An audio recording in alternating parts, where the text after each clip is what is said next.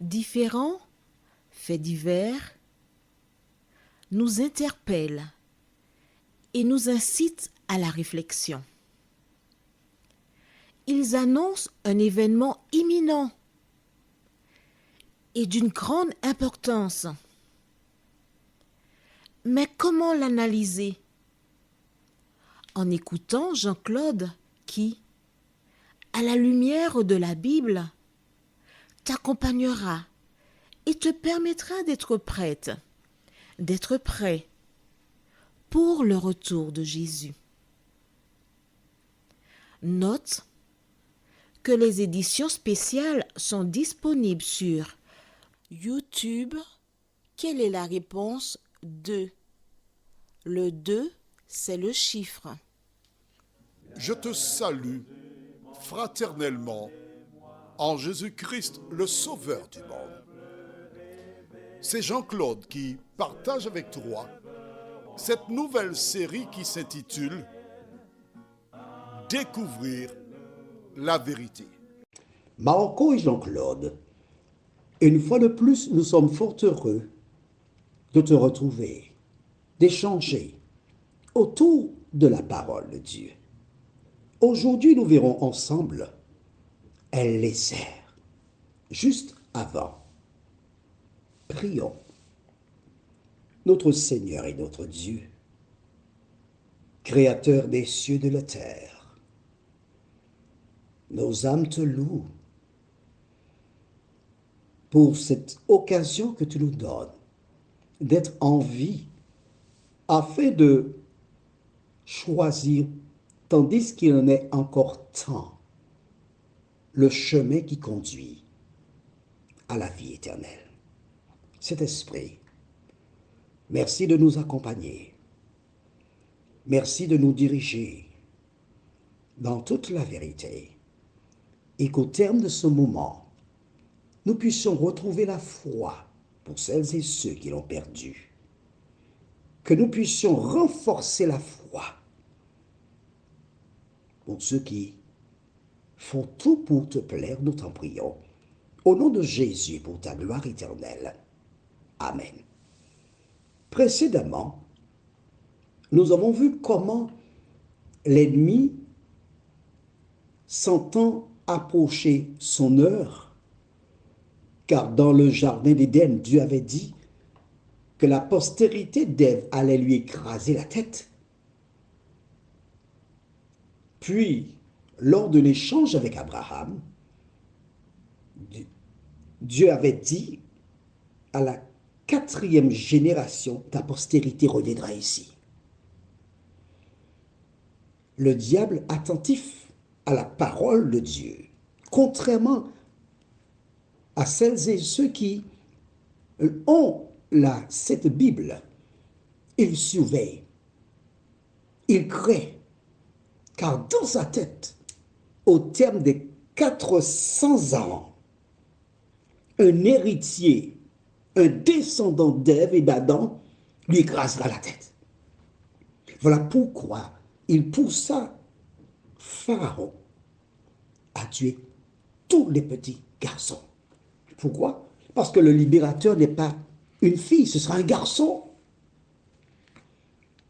Et en les tuant, il n'y aura pas de libérateur. Il va contrecarrer le plan de Dieu. Pharaon accepta son conseil avec beaucoup de joie. Il demanda donc aux sages-femmes de mettre à mort tous les petits garçons.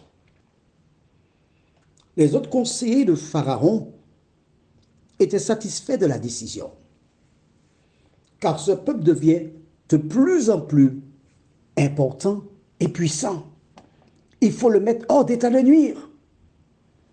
Ils sont trop nombreux. Ainsi, nous détruirons cette race.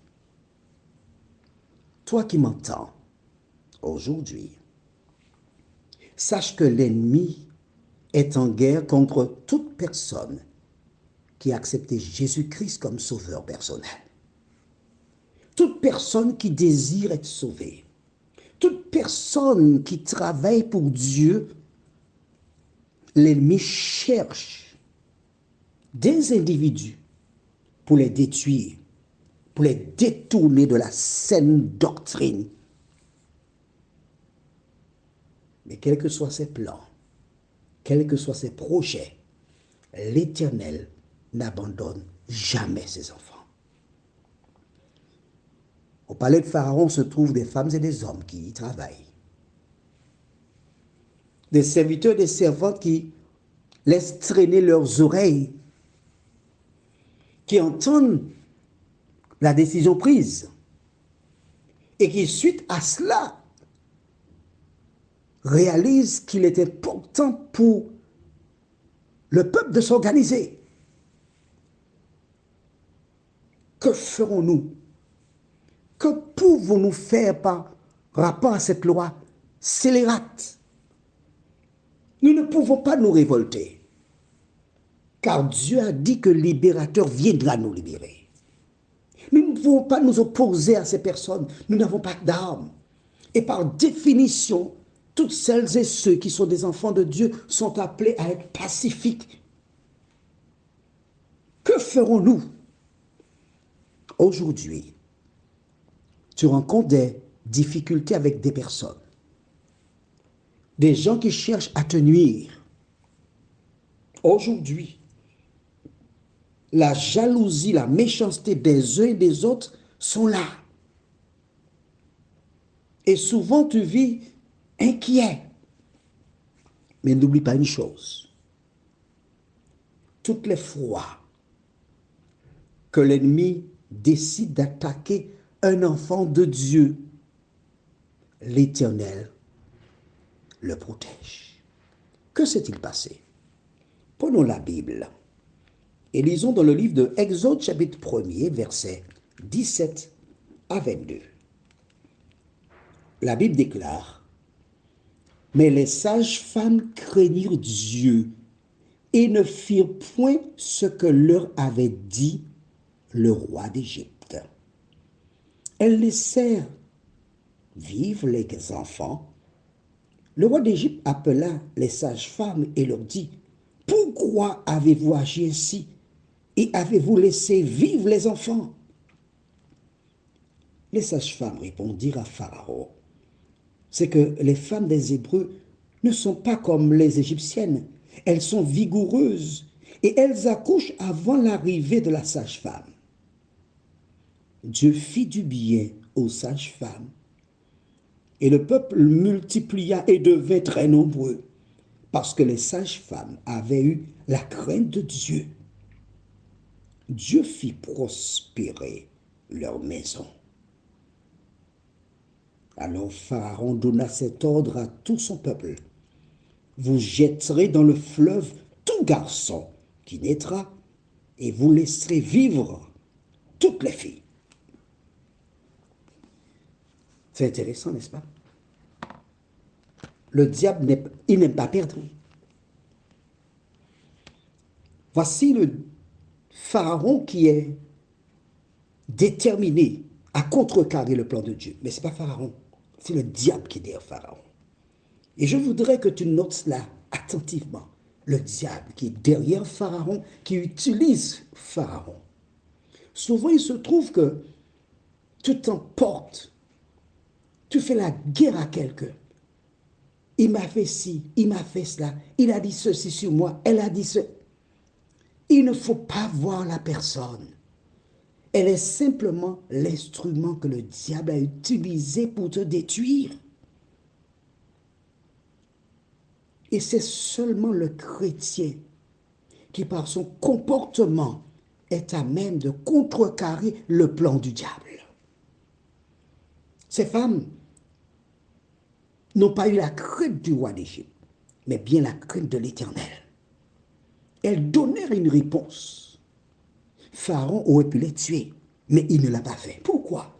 Parce qu'elles avaient la bénédiction de l'Éternel, la protection de Dieu.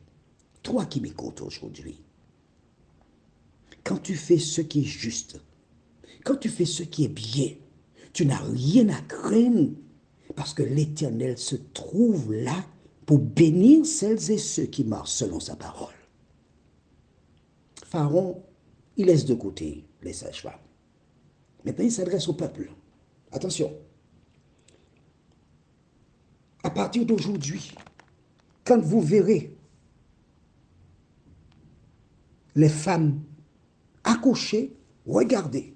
Si c'est un garçon, jetez-le dans le fleuve. Tu te rends compte? Un bébé, on le jette dans la mer, dans le fleuve. C'est sûr qu'il va se noyer. C'est sûr que le libérateur ne viendra pas pour détruire. Et il donna l'ordre. Et toutes ces femmes qui travaillaient chez des Égyptiens, elles faisaient attention pour ne pas être enceintes. Parce qu'elles savaient que les maîtresses, les maîtres, les voyant enceintes, surveilleraient et récupéreraient l'enfant pour le jeter dans le fleuve. Inquiétude. Inquiétude. Toi et moi, nous passons par des moments difficiles où nous aussi devons faire face à l'inquiétude, la peur, des situations difficiles. Mais je voudrais te dire une chose. Le Dieu qui a veillé sur les Hébreux en Égypte, le Dieu qui a protégé d'autres patriarches dans l'histoire de la Bible, est le même qui encore aujourd'hui veille sur ses enfants, les protège et les dirige toujours dans le vrai pâturage. Que se passera-t-il? Quel que soit le plan qu'un homme peut mettre en place pour détruire un enfant de Dieu, l'Éternel contrecarre ce plan, contrecarre ce projet et permet à son enfant d'être délivré de toutes les agressions. Voudrais-tu que Dieu fasse de même pour toi? Tout ce que tu as à faire, c'est de l'accepter dans ta vie pendant qu'il en est encore temps et il s'occupera du reste. Prions. Notre Seigneur et notre Dieu, c'est avec joie que nous venons vers toi en cet instant. Parce que nous savons que tu nous entends. Grâce à la parole, nous savons que quel que soit ce qu'un homme pourrait faire contre nous, tu n'abandonnes jamais tes enfants. Merci pour la parole, Seigneur. La parole qui nous éclaire et qui nous montre comment, par le passé, tu as veillé sur le peuple d'Israël. Tu es le même. Tu ne changes pas. Alors, daigne nous aider jour après jour, Seigneur, à compter sur tes promesses, à croire en ta présence. Cette grâce, nous te la réclamons, non pas parce que nous en sommes dignes, mais c'est au nom de Jésus pour ta gloire éternelle. Amen. Que l'Éternel continue de te garder et te bénir. Et à bientôt.